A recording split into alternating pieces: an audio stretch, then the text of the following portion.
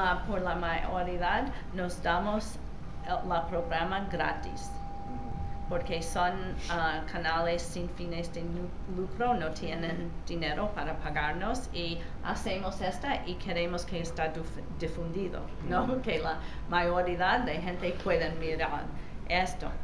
Pero hay como 3 empresas que son la más grande que nos dan un fee para licencia. Entonces, para el derecho para emitir la programa por su cadena, ellos tienen que pagarnos, pero ellos son fines de lucro también y siempre se dan su tiempo en el aire pidiendo su audiencia, apoyar su... Entonces participamos en esta, como ellos, su audiencia se encanta este programa, entonces después Amy va por el aire pidiendo si quiere este programa tiene que donar, por favor, dona a tu estación. Entonces no a Democracy Now, a su estación. ¿Y la estación? En la estación nos da. No les pagan todo el dinero, o sea, ellos van a la estación, sí. Pero claro, les pagan a ellos, como ella dice, por licencia, por emitir el... Sí. Porque ellos también son subvencionados. Reglamentación que de la FDC no pueden pasarlo gratis. ¿Ustedes Esto, pero entienden sí se lo dan inglés? a los ¿Entienden? sin fines. Más o menos, ¿no? Porque el programa. Aquí tenemos.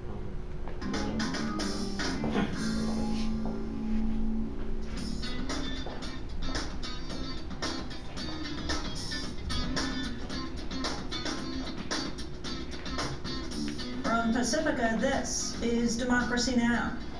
This isn't a choice between the government and the people of Egypt.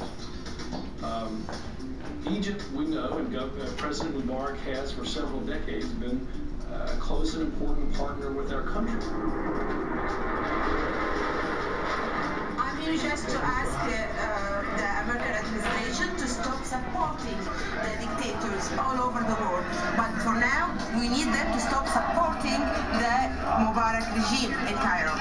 The uprising in Egypt grows stronger. More than 100,000 protesters gathered in Tahrir Square over the weekend. A massive march is planned for Tuesday. Mubarak dismisses his cabinet, but the people demand he steps down as well. We'll speak with Democracy Now's Sharyl on the ground in Cairo. Then the U.S. has given the Mubarak regime tens of billions of dollars, mainly in military aid. We'll look at where has the money gone, and will Mubarak use those weapons to repress the popular rebellion? All that and more coming up. Welcome to Democracy Now!, democracynow.org, the War and Peace Report. I'm Amy Goodman. Protesters in Egypt have called for a general strike today and a million-man march Tuesday in an attempt to force Egyptian President Hosni Mubarak from power.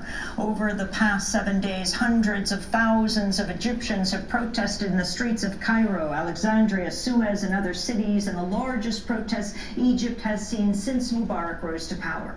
An estimated 150 protesters have been killed, thousands have been injured over the past week. On Sunday, opposition leader Mohammed al-Baradei joined protesters in Tahrir Square. The former head of the International Atomic Energy Agency and Nobel Peace Laureate called for Mubarak's ouster. As Egyptians, you have taken back your rights to life and freedom.